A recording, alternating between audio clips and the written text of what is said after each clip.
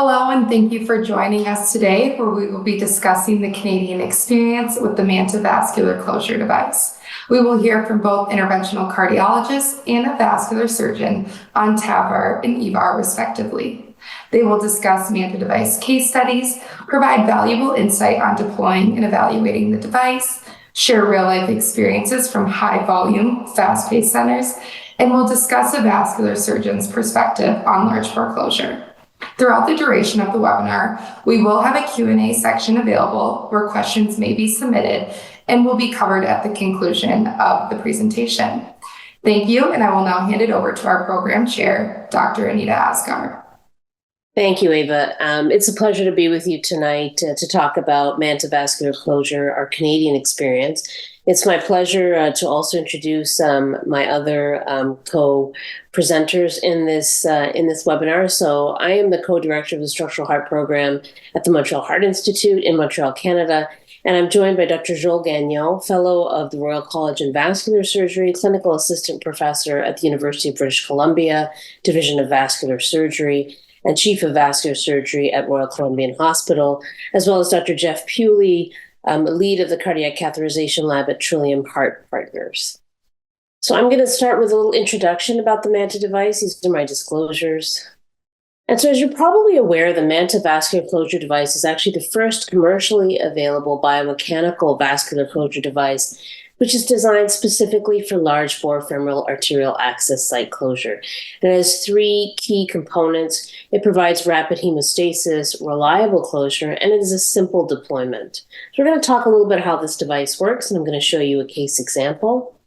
So how does it actually work? Well, the MANTA device utilizes a couple of components to facilitate biomechanical closure, and it doesn't require pre-closure, which is important to understand. So the major components of the device include a radio-opaque lock that you can see on fluoroscopy, and this is a lock that secures the sliding suture knot. It doesn't tamp, and it's actually very helpful in terms of repuncturing because you have an idea where the device actually is. The other key components of the device are both resorbable collagen, which you see sits atop the vessel, as well as a resorbable anchor, which is affixed to the vessel wall. And essentially these two components sandwich the puncture site to provide accurate closure. You also have both visual and auditory cues, which help you to assure a confident deployment. And it really is a simple device to use. There's a simple lever rotation. It is over the wire, and we'll show you the steps on how we perform this. So obviously for vascular access, we recommend best practices, which include ultrasound-guided puncture for femoral access to reduce vascular complications, the number of attempts, and obviously inadvertent puncture of the femoral vein. It's very easy to use. You can use any type of ultrasound equipment to do this. And the key is to really identify the common femoral artery, so identify the bifurcation of the femoral, and then also identify the vein in order to avoid puncture of the vein, and then obviously find the common femoral when you're puncturing, and actually see the needle being inserted into the artery during puncture. So what are the steps of the MANTA device? Essentially, it's a 6-step procedure. And one of the things to remember, even though we don't do pre-closure, we do like to pre-locate where the vessel is in terms of the depth of the vessel from the surface of the skin. And so essentially, once you have your sheath in, before you actually put your large bore sheath in, so potentially a smaller sheath, 6 or 7 French, we actually insert the depth locator, which is an 8 French depth locator, depending on obviously the system that you're using. So for the 18 French, it's an 8 French. And what we do is we insert this over a guide wire at 45-degree angle. We insert until the flow stops, so there's a bleeding port, and you're going to see blood bleeding out.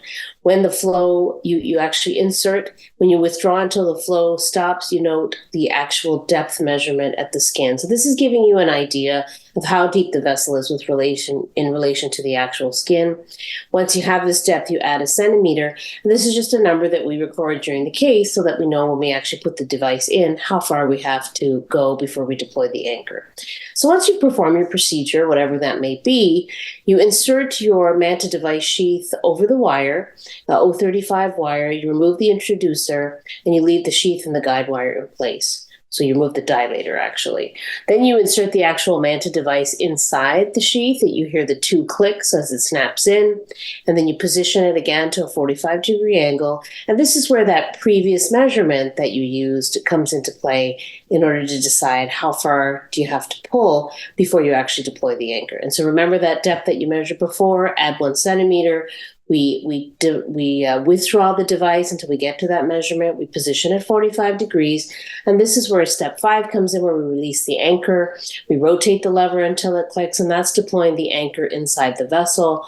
We pull back until we see the green and yellow, and then we push forward inside, and that's going to deploy the anchor, or the collagen. So these are the steps that I just discussed. Obviously, ultrasound guided is what's recommended, and then we dilate up, ultrasound imaging of the vessel, positioning of the MANTA device. And this just gives you an idea, or what are the steps of the actual procedure, where do they fit into your workflow when you're doing a case. So one of the nice things about the anchor and as well as the collagen is these are actually quite visible on ultrasound. So if you look at these steps, it's sort of a close-up of what I mentioned previously. When we insert the device and we actually position and release the anchor, you can see this in 1 and 2, you see the anchor comes out, it pulls up against the side of the vessel wall, and then we can actually advance the collagen in. So I'm going to show you a video here about how this is done. I'm just going to forward on. So this is a live case that we did some time ago. And this is essentially our workflow. So, this is the end of the TAVR case. But what I'm going to show you is how we actually deploy this system under ultrasound. So we're just going to skip ahead here. And so right now you can see the actual sheath and dilator in place. We're just using the ultrasound to try to identify where is the vessel. And you can see this quite easily by identifying the wire. So you'll see the bright wire up on the top. You can actually see the wire moving here in the center of your image. And so once you've taken the dilator out, you can insert the MANTA device inside over the wire. And so you're going to see us doing that. So you can see we're just inserting, and this is where the click becomes important. So we're going to snap this together. We're going to hear the 2 clicks. Now we're going to look at the surface of the skin, and we're going to go back to what our depth locator was at the beginning of the procedure, and we're going to pull back to that distance +1, and that's where we're going to rotate the lever to deploy the anchor. And so you can often see this on echo. I'm going to try to show you this here. You can see the wire in position. Sometimes can be a little bit challenging. The key is it's kind of hard to do all by yourself. So you can see I've got somebody helping me here to try to position our echo in the right place. But what you'd really like to be able to see is that apposition of the anchor against the vessel wall. And then you see the very, ultrasound visible collagen being deployed on the surface of the vessel. I'll try to show you that here. You can see I'm just rotating the ultrasound probe both in a long axis and a short axis to be able to visualize this. And if you can't see it right away, it's not a problem. You do need to be able to see as you pull back, and then you can use your ultrasound again. So we're going to pull back to that depth that we measured, trying to keep at 45 degrees. And then you're going to see at some point I'm going to stop here when we reach that measurement, and that's when we're going to flip or rotate the lever to deploy the anchor. So here we are, we're deploying the anchor. And so we're pulling back to the green and yellow, and then we're advancing the collagen.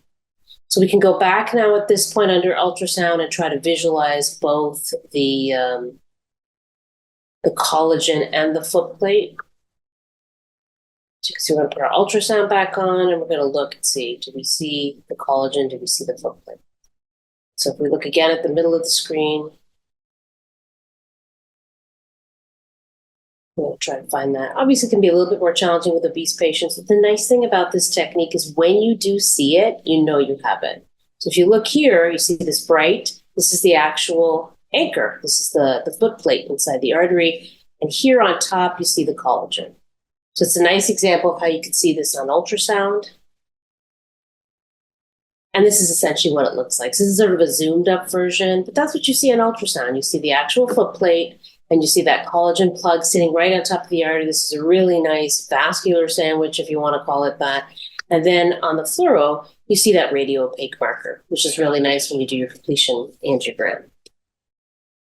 So to summarize, the MANTA device provides an option for reliable large bore femoral arterial access closure. ultrasound-guided puncture really is the standard of care for any large bore closure, particularly TAVR, which is what we do. And utilization of ultrasound pre and post can provide added assurance that the anchor is well visualized in the correct position and that you do see that collagen plug well opposed to the vessel wall. So we're going to move along, and Dr. Joel Gagnon, that I introduced previously, is going to talk to you about MANTA Vascular Closure Device, the Canadian experience. Thank you, Take it Anita. away, That was a Joel. great video. Really enjoyed that. So here's my disclosure. We can move on. So early in my experience, I was not so convinced about the percutaneous approach for aneurysm. I was trained to do cut down, and I thought it was the way to go. Soon enough in my experience, I realized that it makes such a difference, and patient complains about the cut down on one side, and they ask always, why you did percutaneous on the other side? So we were trying early in the experience to basically close the smaller sheath with a percutaneous approach and cut down for the big sheath. And eventually we move on to this device, and it really show early experience. You can see the success rate was not perfect, but still 93% with per close. So there's some cases we could not use per close because of different calcifications. The device doesn't go through the calcium very well. Small arteries sometimes can be difficult to close, and also obesities make tracking the device difficult in some patients. We also realize that the wire use make a difference. And but our experience as we move along got better, but there's still cases we couldn't do.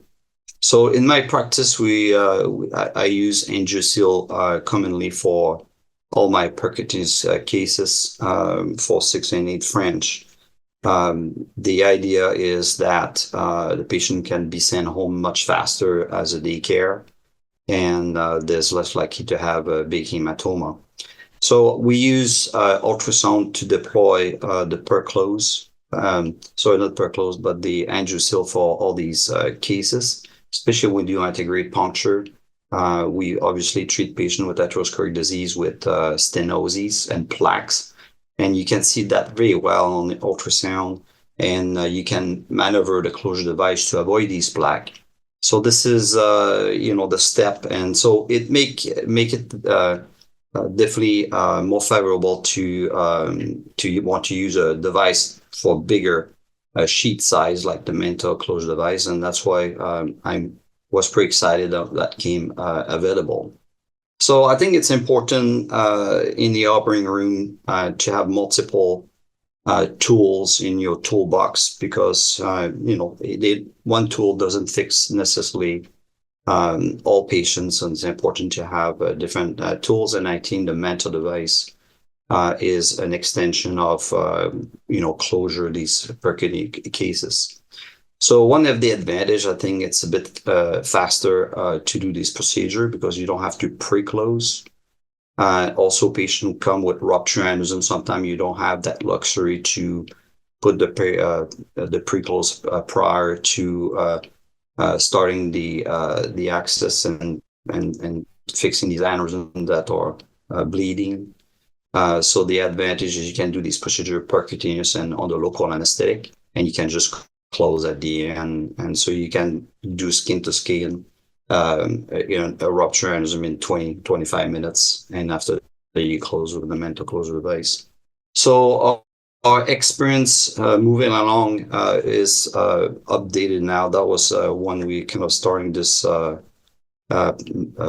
planification, but now we have more cases. So far we have done 50 patients, 80 common femoral artery closure. We have done EVAR, TVAR, FEVAR. As you're aware, the FEVAR have a bigger device for the CMDs. So we have 29 EVAR, 12 TVAR, and 9 FEVAR now in the series. And the diameter range from 14 point on French to 25 French. We have used most often the 18 French device. We have 53 device used. and 27 in the 14 French. And so far, we had only, so that's updated, we have one failure of 80, and we have no postoperative bleeding reported. So this abstract was sent to the CSVS this year. I'm not sure if we're going to be able to present it or not. So the cost analysis, because it's important in Canadian hospital to be able to justify why we want to use different devices. It's, if you're looking at using two MANTA closure device, is very comparable to 4 Pro Glide. And often we have seen in my practice that sometimes you have to use a 5th one. And obviously when you use a 5th one, it's more expensive than using 2 MANTA closure device. Thank you, Joel. We're going to move along, and Geoff Puley from Trillium Health Partners is going to talk to us about his experience with TAVR. All right, thanks, Anita. Hello, everybody. It's my pleasure to make a brief presentation, really to represent the experience and some of the data and perspectives from adoption of this technology into a relatively larger volume and faster paced community hospital. So I'll just speak briefly about our program and why and how we've come to use this technology. I'm at Trillium Health Partners, which is a large regional cardiac center in the Greater Toronto area. We've been doing TAVI at our program since 2011. In 2024, we're doing just over 250 TAVRs per year, and have been doing 4 case days. Although in this past year now we've started doing 5 case days as well. So time is of the essence, and efficiency is important. The vast majority of our implants are done transfemoral, and that's the trend there. I think as elsewhere in the world has been increasing transfemoral use and decreasing alternative access. And I think that's largely been because of increasing comfort with taking on more challenging peripheral arterial anatomies, and with the use of balloon angioplasty and shockwave and so on. So we still do alternative access through subclavian, carotid, and very, very rarely now transapical approach. In terms of the platforms, we use, I think, have used all of the commercially available TAVR devices in Canada, but primarily using Medtronic and Edwards, but have also used Boston and Abbott valves in recent years. And so with the exception of a very small number that we will do inline sheaths with the Medtronic valve, the vast majority of our implants use 14 to 22 French sheaths. So for the first 10 years of our experience, from 2011 to 2021, we were using exclusively the per-close suture devices for our large bore closure, apart from a very early short experience with cut downs. But as soon as we went fully percutaneous, we had a 10-year experience really with using the various per-close sutures, and most recently the iteration of the ProGlide suture. And our plan for all 14 French plus sheaths has been to a priori use 2 pre-closed sutures, implanting two sutures through or after access with a smaller sheath, and then insert the large TAVR sheath, and then close with the 2 previously placed suture devices. And that, as most who've done this know, is that although that might be the a priori plan, very often we found we were needing to implant 3, sometimes 4, sometimes 5 suture devices to achieve hemostasis. And very commonly, in fact, in the last few years that we were doing this as our workhorse strategy, we were finding we were also implanting collagen devices, usually the 8 French Angioseal device, after incomplete hemostasis with multiple sutures. And the vast majority of our cases we do are contralateral, smaller bore access is femoral, although we do radial access as well for a significant number. And for that contralateral side, we usually use a 7 French sheath, so our anesthetists can slave the arterial line from the contralateral arterial access. And we would typically close that with an 8 French angioceal device. So we were able to use that for comparison for the data I'm about to show. So after a 10-year experience with this, we really continued to have concerns about this workhorse strategy of per-close suture for large pore closure. Access site complications remained our single most common major TAVR complication. And I think I found, and I think many did, that ironically, after implanting a heart valve, the most anxiety-provoking moment of the procedure, and often quite often the most time-consuming process would actually be the vascular closure, not the cardiac procedure itself. So, and after 10 years, that anxiety never really fully went away. You always never really sure what you're going to get. And in terms of the time and efficiency, that's also where that was the greatest variable of how the day would go, is how much time you might have to spend with a vascular complication or with trying to achieve hemostasis before the patient could leave the cath lab. So just as a conservative estimate, I kind of estimated that if we're needing to do more than the a priori 2 ProGlide sutures, we're adding 10 to 15 minutes per case at that over 4 or 5 cases a day. Yeah, I think you can make a reasonable case you're adding an hour to the day,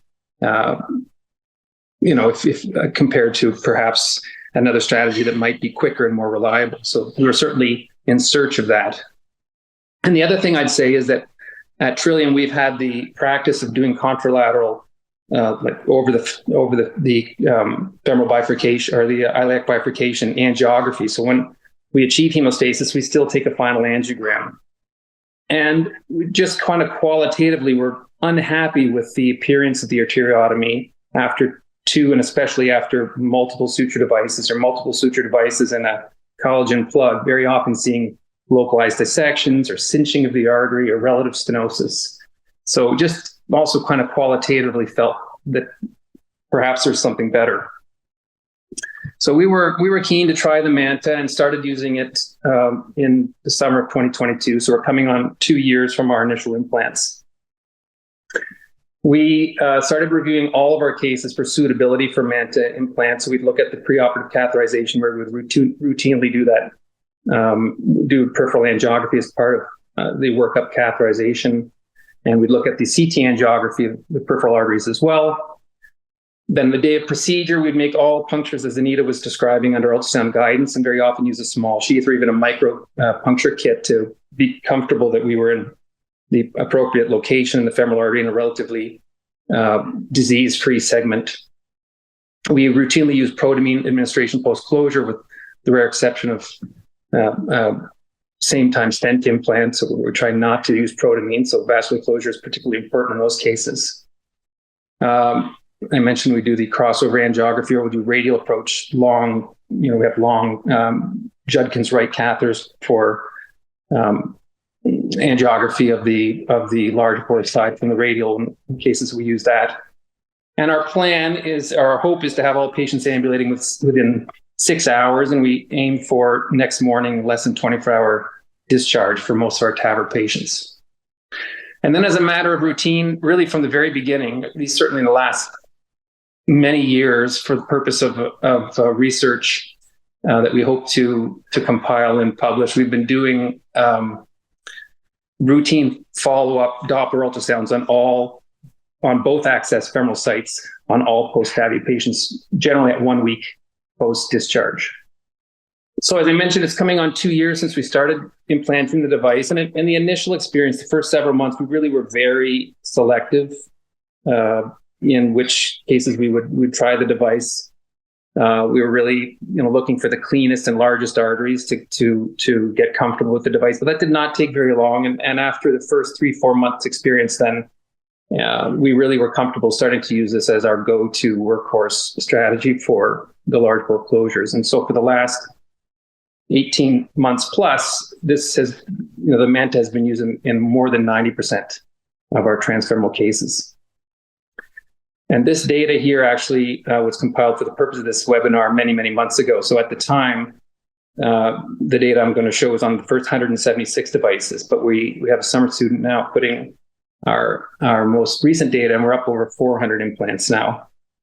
So we should be able to share that in the very near future. So this is the preliminary data on that first 176. We had on the MANTA side only 3 major vascular complications. 2 non-compressible bleeds that required a covered stent deployment, which was successful. 1 large hematoma requiring transfusion, but no access-related deaths or emergent surgical repairs. No critical limb ischemia and no infections. On those routine early Doppler ultrasounds I spoke of, we found 2 pseudoaneurysms, so just over 1% pseudoaneurysm rate. And interestingly, I mentioned we do routinely do the ultrasound on the contralateral side as well, where we're typically putting in an 8 French angioceal device, and we found the same number of pseudoaneurysms on that side. And I can share with you this much, that on the updated data of the near 400 cases, we actually have more pseudoaneurysms from the contralateral side than we do from the MANTA side. So within our program in the community, this has become our go-to strategy. We're still, still not for every case. There are still some anatomies where we're uncomfortable using it, and we can discuss some of those. But for the vast majority of cases, we are using the MANTA closure device for the large bore access. Our results have been excellent to this point. We find it quite easy to use and definitely more time efficient than the suture devices. It has been permissive of our early ambulation protocol, and at least with our with our pricing locally, we found it's at least cost neutral, where the MANTA device at our place costs about the same as under 3 per closed devices. So we actually find that this is certainly not cost prohibitive, very likely cost neutral strategy. With that, I'll close and can take questions, I think, as a group. Awesome. Well, thank you, Dr. Asgar, Dr. Gagnon, and Dr. Puley for presenting on the Canadian experience with the MANTA vascular closure device. We are now going to head into our Q&A section, with our first question being, what has the learning curve been for this device versus other closure devices on the market? And what would you recommend for when teaching fellows/residents? Do you want to take that, Geoff, or I could start? I mean, I think the learning curve, this is not a particularly difficult device to use. I think the issue really is you just have to follow the steps. And the steps are pretty straightforward. I showed those to you earlier. There's about 6 of them. We do about 450 TAVRs a year at our institution, and we have 2 fellows. And I would say, supervised, the fellows after 10 cases are good to go. And so I do think you need to be mindful in those first 10 cases, attention to detail on following the steps. Now we're pretty, our fellows are finishing up their year, and so they're pretty facile with the device. But I would say 10. I don't know, Geoff or Joel, what your thoughts are. I don't know what the company's actual requirements are, but it's not a difficult device to learn. Yeah, I agree that I don't think you need that much device, especially if you have been using the other device like the angioseals. I think that these skills are transferable to those devices. I have been training my cardiac surgeon at my site, and they easily step into using the device without any significant prior experience with the angioceal. And so they have been now doing great on their own. Yeah, I don't have much to add to that except to say there is definitely a learning curve that has to be acknowledged, like with everything. And we, in this past year, we've introduced fellows more routinely into our program as well, and we definitely did see a little uptick in complications, all complications, but certainly femoral access complications in particular, including with this device and the early experience. And when that happened, there was some remedial training done. Someone from the company came and did a little bit more of the bench teaching on it. And now we saw that little uptick, and that's passed. But it isn't an angioceal. It is a little different from an angioceal, and I think that has to be recognized. Or you will see a few more complications when you first get started, no doubt. But it did not take very long for our fellows to be very competent with this.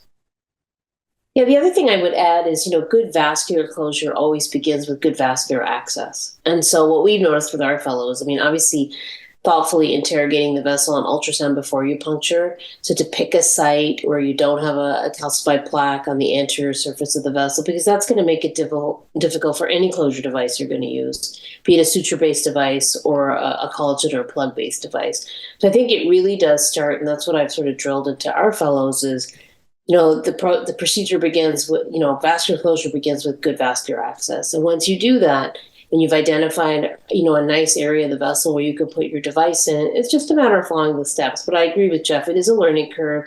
You do have to be, attentive to detail, and you don't deploy it the way you deploy an angioseal. And if you try to do it that way, that's not going to work. The device isn't meant to work that way. Awesome, thank you.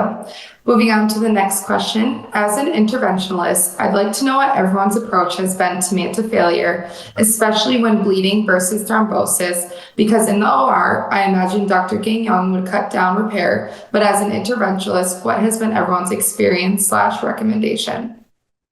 I can speak from our place. I cannot think of the last time we did have to do a surgical cut down to repair. No, that's not true. We did have one in the past year, but the majority of major bleeds, MANTA or otherwise, we have managed with covered stent implants. So long as the common femoral puncture is high enough, well above the common femoral bifurcation, we have been using covered stents. Successfully. I know there's some concerns about using rigid covered stents in that anatomy, but to this point, that's worked very well for us as a bailout. Yeah, I would agree. I mean, we rarely have to cut down. It's usually using, we tend to use the Viabond actually, because it's a little bit more flexible when you're around that sort of common femoral hip flexor area. But, covered stents, balloons, it's rare we have to cut down. I think it also goes to patient selection. And so, some of the challenges we've had are patients who've been very obese, where in fact, when we use the depth locator, we find we're about 8 on the depth locator, and those are actually patients we don't even try to put the MANTA in, 8 or 9, because we know that we're really at the limit of what the device can do. And so I think that's really important. I mean, we didn't talk about who we don't think we should use it in, but the challenges we've had is in the very, very thin patients where the femoral artery is very superficial, or on the opposite side of that, the very obese patients where the distance from the skin to the femoral artery is approaching between 8 to 9 centimeters at a 45-degree angle. Those are not ideal. And so we will often just take the depth locator, which you can get separately, as opposed to opening the entire device and then measuring. And if the depth locator is coming in at around 8 to 9, you think about that. If you add 1, you're already at 10. So that's not going to be optimal for those patients. So that's just another thing to keep in mind. So just to add to that, one of the issues we had with EVAR is when you have bleeding from the ipsilateral side, it's very difficult to get a proper access up and over, because you now have an endograft, and so your bifurcation is much higher. And I'm not saying it's impossible, but definitely more difficult to get a sheet up and over the EVAR to be able to deliver a cover stent. So we tend to do a cut down, and the major complication I've seen is not bleeding out; it's thromboses. In my short experience, but again, it's not very common. So cut down. I agree with your comment of putting a cover stent in the groin in patient with obesity. Cut down. It's not benign. You have infections, and you can still puncture through a cover stent to do any further intervention. We have done that with a relatively large sheath, and there's no issues with that. Yes. When would you decide to not use the MANTA vascular closure device in any other instances that Dr. Asgar did not state? So I think it's very important to follow the IFU. So that's, if it doesn't fall into the IFU, I think you have to be careful about using this device. I have been pushing the boundary a little bit more than the IFU, and that's where I think you can start to get in more trouble. So that's where I would not do the MANTA device. Thank you. And then we will we'll end this with our last question. How important is it to have a second operator to assess with ultrasound during closure? I mean, I might take that. It depends on the center you're in and how you work. I mean, we do these procedures jointly with cardiac surgery, so there's always two of us, or we have a fellow, so we have another pair of hands, and we find it very helpful. I mean, I don't think it's, maybe not be for everybody, but I think there's nothing more satisfying than seeing that anchor come up and the collagen come down, and you have vascular closure. And so I think it's worthwhile. We use ultrasound for vascular access. We know how to use it. And if we don't, I think it's a great skill to learn. It's not a stretch to take those learnings and use that to lead or to guide, I should say, your vascular closure with the MANTA device. So I think if you already have it in the room, it doesn't add a significant amount of time to the actual procedure, and it just gives you that confidence that the device has worked well, and you see that. And, we use it routinely. It adds maybe 2 minutes, not even to the procedure itself. We just put it on there and we look. So I would, advocate for it. I don't know what Joel and Geoff, your thoughts are. Yeah, absolutely. I think using the ultrasound for a closure device is great. And I personally like to use it almost for all cases. As I said, for all the angiosyl, I've used them because I think it's beneficial in many ways. Thank you. And we do have one more question. If you see your base plate catching plaque, what are some bailout options? And you can see very well with ultrasound. So you have to do, I personally think a transverse view is better because you can see the whole delivery system. You see the plaque at the end of your anchor.